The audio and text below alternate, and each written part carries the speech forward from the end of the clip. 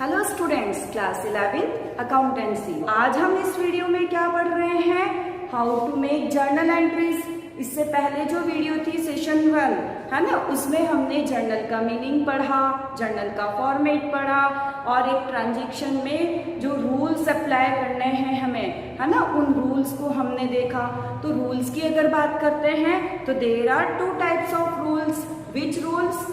Traditional approach, जिन्हें क्या कहते हैं? Golden rules of accounting. Modern approach, उन्हें क्या कहते हैं? Modern rules of accounting.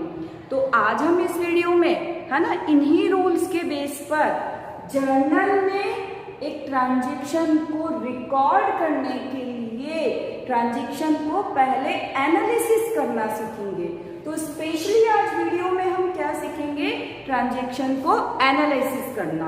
Okay, analysis करना मीन्स कि भाई एक ट्रांजैक्शन में कितने अकाउंट्स हैं, है ना, उन अकाउंट्स का नेचर क्या है और उनके नेचर के बेस पर हम रूल्स जब हम वहां अप्लाई करते हैं तो रूल के बेस पर कौन सा अकाउंट डेबिट हो रहा है, कौन सा अकाउंट क्रेडिट हो रहा है। ओके, अकाउंटिंग जो है वो आपके किस सिस्टम पर बेस है? डबल एंट्री सिस्टम पर बेस है। डबल एंट्री सिस्टम क्या कहता है कि हर एक ट्रांजैक्शन के 2 पहलू होते हैं, है ना, वो 2 साइड्स की बात कर रहा है। ओके, डबल एंट्री सिस्टम ये नहीं कहता है कि एक ट्रांजैक्शन में 2 अकाउंट ही ओपन होंगे, ऐसा नहीं कह रहा है। वो बात डबल एंट्री सिस्टम ये बताता है कि हर एक ट्रांजैक्शन के 2 एस्पेक्ट्स होते हैं, 2 पहलू होते हैं, यानी एक डेबिट होता है और एक दूसरा क्रेडिट होता है। आप जितने अमाउंट से एक ट्रांजैक्शन में डेबिट करते हैं उतने ही अमाउंट से हमें उसी ट्रांजैक्शन को दूसरी साइड क्रेडिट करना होता है। ओके, तो अब हम स्टार्ट करते हैं ट्रांजैक्शन को कैसे एनालिसिस किया जाए, तभी तो हम जर्नल में एंट्री पास कर सकेंगे। ओके, एक और बात बता दूं कि भाई जर्नल में हम ट्रांजैक्शन को जो भी रिकॉर्ड करेंगे, है ना, वो हम प्रॉपर जर्नल के फॉर्मेट में करेंगे। लेकिन क्योंकि इस वीडियो में हम केवल एनालिसिस करना सीख रहे हैं, इसीलिए मैं प्रॉपर जर्नल के फॉर्मेट में रिकॉर्ड नहीं कर रही हूँ। ओके, ट्रांजैक्शंस को एनालिसिस जो हम करेंगे, है ना, तो वहां हम किस रूल्स के बेस पर करेंगे? Modern rules of accounting. Modern rules of accounting जो मैं आपको कई बार बता चुकी हूँ, एक बार और रिवाइज कर देती हूँ ताकि आप जितनी बार सुनेंगे उतनी बार आपका रिवीजन होगा। लायबिलिटीज, इनकम एंड कैपिटल, अगर ये डिक्रीज होते हैं यानी कम होते हैं तो क्या करना है हमें? Debit.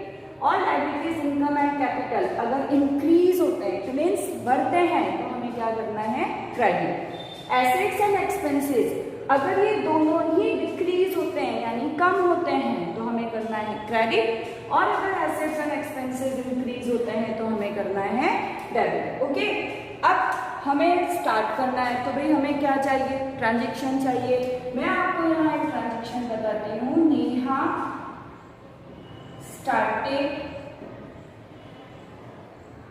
business with cash ₹1 lakh। Okay, ये आपको एक ट्रांजैक्शन गिवन है। क्या गिवन है कि भाई नेहा ने बिजनेस स्टार्ट किया 1 लाख रुपए कैश लगाकर। ओके, अब अगर मैं आपसे ये बोलती हूँ कि नेहा सोच रही है कि भाई बिजनेस स्टार्ट करूं, है ना, तो जब उसका सोचना हो रहा है कि भाई बिजनेस स्टार्ट किया जाए, उस समय बिजनेस के पास कुछ भी नहीं है क्योंकि वो केवल सोच रही है। ये है बिजनेस, है ना, तो अभी बिजनेस के पास कुछ भी नहीं है क्योंकि नेहा ने सिर्फ सोचा है ना। लेकिन जब नेहा ये कैश 1 लाख रुपए लगाकर बिजनेस स्टार्ट करती है, इट मीन्स कैश 1 लाख रुपए नेहा ने कहाँ इन्वेस्ट किया? बिजनेस में। नेहा ने ये 1 लाख रुपए बिजनेस को दे दिए, है ना, तो बिजनेस के पास क्या आया? कैश। ओके, हम अकाउंटिंग किसके लिए कर रहे हैं? केवल और केवल बिजनेस के लिए, बिजनेस मैन के लिए नहीं। ओके, ध्यान रखना, हम अकाउंटिंग किसके लिए करते हैं? बिजनेस के लिए। तो बिजनेसमैन ने ये 1 लाख रुपए बिजनेस को दिए, इन्वेस्ट किया। ओके, तो एक एलिमेंट आपका हुआ कैश। तो कैश। ओके, अब हम देखते हैं नेहा स्टार्टेड बिजनेस। बिजनेस को ये कैश किसने दिया है? नेहा कौन है? क्योंकि नेहा ने बिजनेस स्टार्ट किया है, इसलिए नेहा कौन है? ऑनर है। ओके, एंड ऑनर जो पैसा बिजनेस में इन्वेस्ट करता है वो बिजनेस के लिए क्या है? Capital. Okay, invested bye honour is called capital, है ना। तो हमारा दूसरा एलिमेंट क्या हुआ है? कैपिटल। हमारा एक एलिमेंट हुआ है कैश और सेकंड एलिमेंट हुआ है कैपिटल। कैश की अगर हम बात करते हैं तो कैश बिजनेस के लिए क्या हुआ? एसेट्स हुआ। एसेट्स हुआ ना। हम बिजनेस के पॉइंट ऑफ व्यू से सोचें तो बिजनेस के पास कैश हो गया, है ना, ऑनर ने दे दिया, तो ये 1 लाख रुपए कैश जो है वो बिजनेस की एसेट्स होगी। अब हम बात करते हैं कैपिटल की, तो देखो एक एलिमेंट आपका ये कैपिटल ही हुआ है। ओके, लेकिन फिर भी मैं आपको यहाँ बताना चाहूंगी कैपिटल जो है वो क्या है? लायबिलिटी है। क्या है? लायबिलिटी है। किसके लिए? टुवर्ड्स ऑनर, है ना। यानी ये बिजनेस की लायबिलिटी है। किसके लिए बनती है ये लायबिलिटी? ऑनर के लिए। क्यों बनती है भाई? क्योंकि ऑनर ने बिजनेस को पैसा दिया है। ओके, कैपिटल और लायबिलिटी इन दोनों में सेम रूल फॉलो होता है, इसलिए हमारे यहाँ कोई फर्क नहीं पड़ेगा। एसेट्स की बात करते हैं तो देखो बिजनेस में जब सोचा था तब बिजनेस में कुछ भी नहीं था। जब बिजनेस स्टार्ट किया इट मीन्स हमारा एक ट्रांजैक्शन हुआ, तो बिजनेस में कैश आया। कैश आया इट मीन्स कैश क्या हुआ है? इंक्रीज हुआ है ना। और क्योंकि कैश हमारी एसेट्स है इसलिए एसेट्स इंक्रीज हुई। ओके, कैश किस फॉर्म में आया? कैपिटल फॉर्म में आया। ये कैपिटल वर्ड है ना आपको ये बताता है अकाउंटिंग में कि कैपिटल के आगे जो अमाउंट है वो पैसा ऑनर ने लगाया है। जब भी अकाउंटिंग में आपका कैपिटल वर्ड आता है इट मीन्स वो किससे रिलेटेड है? ऑनर से रिलेटेड है। ओके, तो कैपिटल जो है वो भी बिजनेस में क्या हुई है? इंक्रीज हुई है, या हम कहें लायबिलिटी इंक्रीज हुई है। ओके, एसेट्स जब इंक्रीज होती है तो हमें क्या करना होता है? डेबिट। और कैपिटल जब और लायबिलिटी है ना जब इंक्रीज होती है तो हमें क्या करना होता है? क्रेडिट। ओके, तो जब आप जर्नल के फॉर्मेट में इसे लिखेंगे, है ना, तो ध्यान देंगे हम यहाँ से पर्टिकुलर वाला जो कॉलम है हमारा उसी के यहाँ से स्टार्ट करेंगे कैश अकाउंट, और यहाँ थोड़ा डिस्टेंस में यहाँ लिखेंगे डेबिट। ओके, नेक्स्ट क्रेडिट वाला जो आइटम होता है वो डेबिट वाले आइटम के नीचे लिखा जाता है, डेबिट वाले अकाउंट के नीचे लिखा जाता है, और क्रेडिट वाला आइटम 2 से स्टार्ट किया जाता है, टी कैपिटल लेटर एंड और स्मॉल लेटर में। ओके, 2 से स्टार्ट किया जाता है तो यहाँ लिखा जाएगा 2 capital account. Okay, capital account के आगे यहाँ क्रेडिट नहीं लिखेंगे हम, ये 2 वर्ड ही बता रहा है कि इट मीन्स इस अकाउंट को हमने क्रेडिट किया है। डेबिट वाला जो अकाउंट है उसका अमाउंट हम डेबिट कॉलम में लिखेंगे, और क्रेडिट वाला जो अमाउंट है उसे हम क्रेडिट कॉलम में लिखेंगे।